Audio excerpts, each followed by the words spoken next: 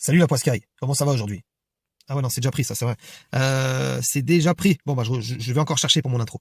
Quoi qu'il en soit, je suis peut-être pas inspiré pour mon intro, mais là je suis inspiré pour le sujet du jour. C'est quoi le sujet du jour? C'est le rap. Le rap et son influence sur la jeunesse. Alors, première des choses, on remarque une chose, c'est que quand tu poses la question des rappeurs, une grande partie d'entre eux, en fait, on va dire que au moins 70% d'entre eux vont dire non, ça influence pas, c'est juste de l'art, chacun il est maître de ses pensées, moi je suis juste un chanteur.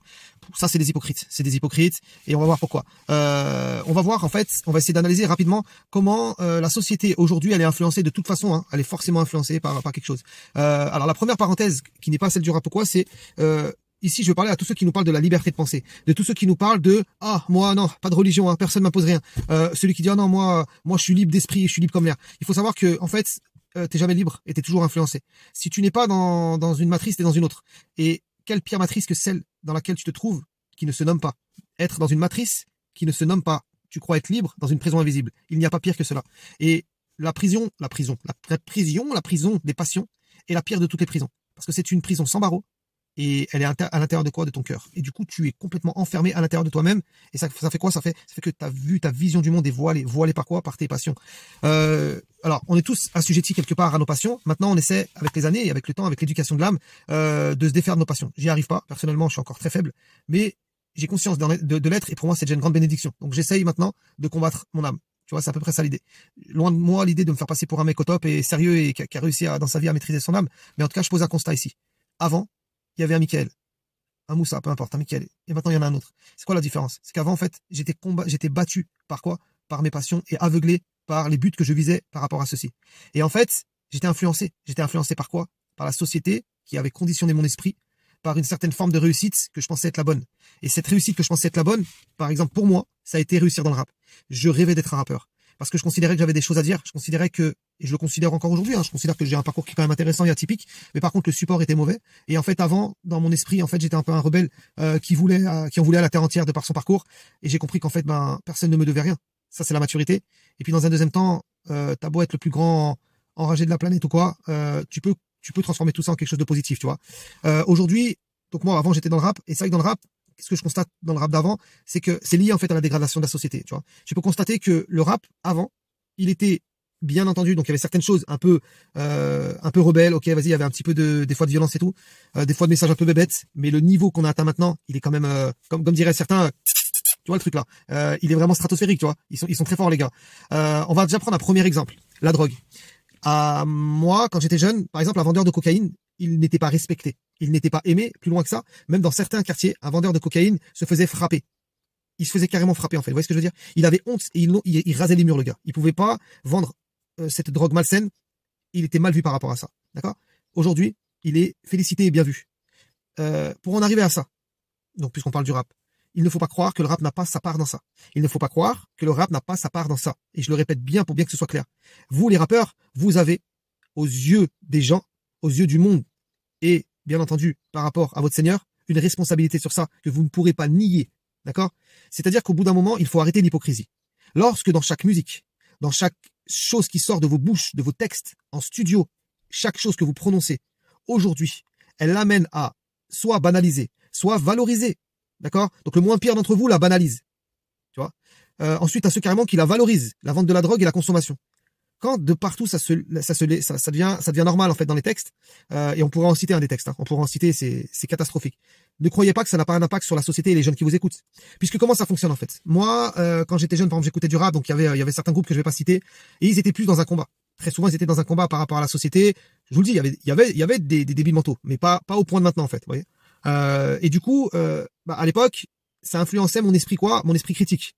Mon esprit un peu rebelle envers la société, et puis ça influençait mon côté un petit peu révolutionnaire, ouais, tu vois. Mais parce que tu avais des haut-parleurs, donc des personnes qui passaient un message et qui avaient une attitude, qui faisaient des clips qui m'impactaient moi. Vous voyez ce que je veux dire? Quand on est adolescent, déjà on cherche ses modèles, et pour moi, et comme toute ma génération, on a été influencé, on a vu chez certaines personnes des modèles. En plus de ça, rajoute le côté bling bling, le côté où ils avaient une très bonne exposition, ils tournaient en boucle sur les radios connues de l'époque. Donc tous ces gens-là nous ont influencés, en fait, ont marqué nos esprits. Donc le message qui était lié à leur personne, forcément impactait quoi? Nos esprits. Aujourd'hui, le message, excusez-moi, de quoi parlent les rappeurs aujourd'hui? Quel est le message des rappeurs aujourd'hui? C'est mon argent, mes femmes, ma drogue, je suis violent, je suis un fou, j'ai des armes, me cherche pas. Ouais, c'est quoi?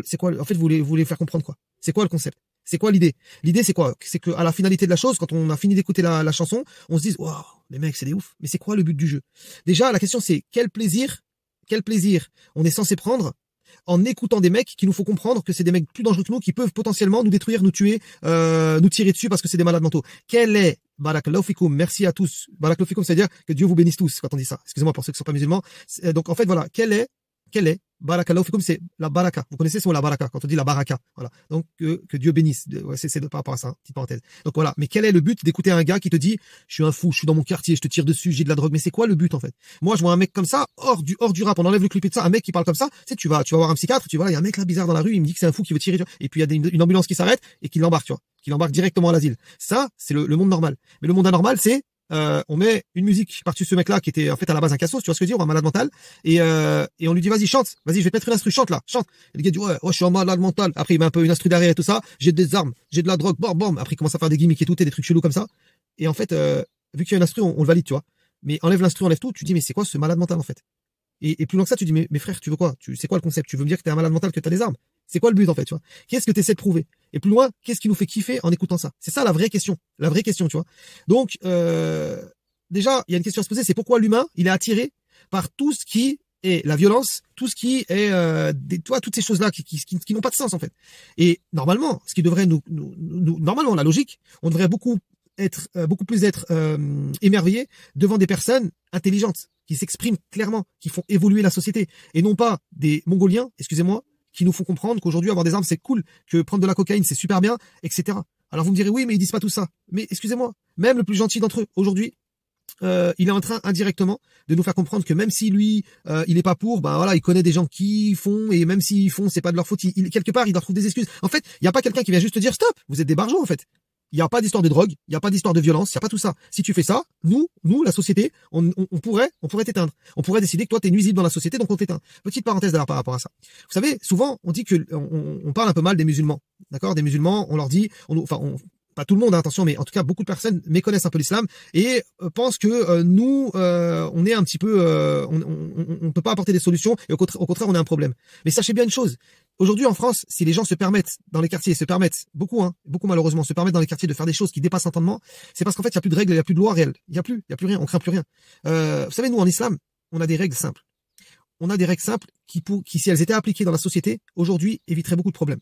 Par exemple, nous en islam, quand on dit couper la main du voleur, est-ce que vous croyez que le but du jeu de l'islam, c'est couper plein de mains et que c'est super fun pour nous les musulmans de voir des mains coupées par terre avec du sang? Est-ce que vous croyez que nous, pour nous, on est en extase devant ça? Et est-ce que vous croyez que nous, qui avons, grâce à Dieu, cru à cette religion, nous étions des gens sanguinaires qui aimions, par exemple, cette règle-là, que c'est cette règle-là qui nous a attirés? Est-ce que vous pensez qu'on est des personnes bêtes qui n'avons pas réfléchi avant, d'accord, de rentrer dans cette religion? Est-ce que vous pensez pas plutôt qu'on a compris qu'à travers certaines choses qui paraissent dures, il y avait une préservation d'un mal plus grand que le fait de la dureté de la sanction? En fait, il faut bien comprendre une chose. Dieu, il a créé l'humain. Et Dieu, il connaît l'humain. Il a laissé l'humain avec son libre arbitre, mais il a mis des règles pour que ça marche. Nous, on adhère à l'islam, en tout cas moi j'adhère à l'islam, parce qu'en fait j'ai compris que l'islam venait mettre un cadre clair par rapport à ce qu'est l'humain.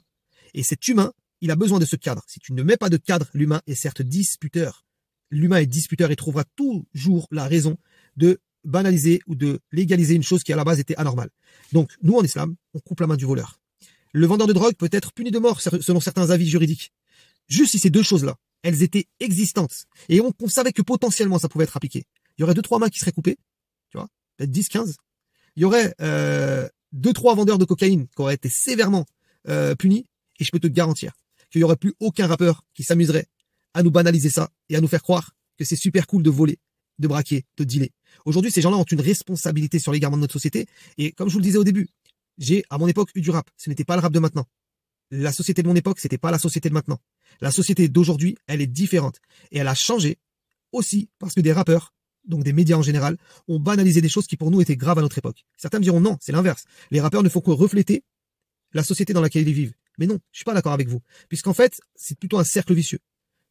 Une société se dégrade, des gens dégradés prennent le relais. Ces gens dégradés viennent et commencent à valoriser des choses dégradantes et entraînent d'autres personnes dans la dégradation. Donc c'est à peu près ça, le cercle vicieux. Pas de souci, ils racontent où ils en sont, mes frères ou sœurs, peu importe. Pose-leur la question à ces gens-là. Demande-leur, est-ce que t'aimerais que ta mère se fasse tirer dessus ou braquer par quelqu'un? Est-ce que t'aimerais que ta sœur se prostitue? Est-ce que t'aimerais que ton petit frère vende de la drogue? Est-ce que t'aimerais qu'une personne que tu aimes soit braqueur ou aille en prison. Tu n'aimerais pas ça. Alors pourquoi tu valorises ça dans tes chansons? Pourquoi tu fais le gangster dans tes chansons? Le comble de la débilité extrême, et c'est là vraiment qu'on se rend compte, c'est que là, je sais pas, bon, pour ceux qui sont pas au courant, il y a eu un concours là sur une certaine application, un concours avec une sorte de, je sais pas moi, de talent de rap actuel et tout ça. Et puis tu vois les mecs et tout ça, ils sont là, c'est vraiment, c'est malaisant. En fait, ils pourraient être stars sur Malaise TV déjà, c'est la base. Ils sont sur Malaise TV, ouais, je pense. Malaise TV, ça serait bien pour eux. Et du coup, les gars et tout ça, donc c'est un concours pour devenir rappeur, tu vois. Donc t'as le gars, il est là, tu vois, t'as le gars, il vient de Belgique, ouais, moi, t'as vu, je veux percer, je suis déterminé. Enfin, déjà, ils sont malaisants, c'est comme ils parlent et tout ça, tu vois.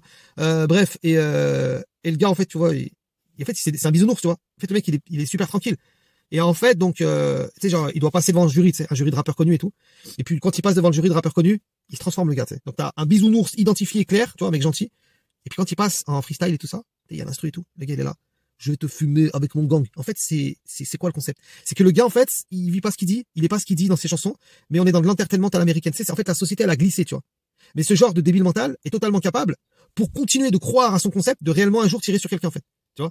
Parce qu'en fait, dans sa folie, dans son délire, dans sa mégalomanie débile d'orgueil, de fierté, il est capable, le gars, pour se persuader que c'est un vrai ouf dans sa tête, de réellement faire ce qu'il dit, en fait, tu vois. Alors, la violence existe réellement, le mal existe réellement, dans nos sociétés, c'est une vérité, on ne peut pas le nier. Mais ceux qui me disent aujourd'hui que le rap n'a pas une influence dans ça, se trompent lourdement et sont des hypocrites. Et les premiers hypocrites, ce sont les rappeurs qui, eux, se mentent à eux-mêmes, préservent leur propre famille du mal dont ils arrosent la population et la jeunesse à longueur de temps. Voilà, je vais pas trop tarder sur cette vidéo. De toute façon, Inch'Allah, je reviendrai dessus parce que c'est un sujet qui me passionne. J'aimerais savoir, qu'est-ce que vous pensez par rapport à ça? Est-ce que pour vous, le rap influence ou pas la société? Allez, on se dit à la prochaine, Inch'Allah. N'hésitez pas à répondre en commentaire. Ah oui, petite clarification. Quand je dis qu'à l'époque, j'écoutais des personnes qui m'influençaient et dont je pensais qu'ils avaient des valeurs, bien entendu, toutes ces valeurs, je les rejette. Et c'est pas des personnes qui m'ont influencé en bien. Mais j'expliquais, d'accord, j'expliquais que l'influence qu'ils avaient sur nous à l'époque était réelle. Le problème, c'est que l'influence qu'ils ont pu avoir en tant que jeunes sur moi, les rappeurs actuels l'ont forcément sur la jeunesse actuelle. Mais pas du tout avec le même message. Déjà qu'à l'époque, si tu prends le message et que tu l'analyses comme il faut, c'était une forme d'égarement, mais pernicieuse. Moins violente par rapport aux propos, mais il y avait quelque chose dans l'égarement qui était assez pernicieux. Mais là, aujourd'hui, la jeunesse, elle est influencée par des gars qui leur font comprendre que le mal, c'est bien. Et ça, c'est très grave. Mais ça ne veut pas dire que ceux qui nous influençaient à l'époque nous disaient pas des choses mauvaises aussi. Je voulais juste clarifier ça aussi, mais je vous expliquerai ça en détail, Inch'Allah, dans une autre vidéo. À bientôt, Inch'Allah.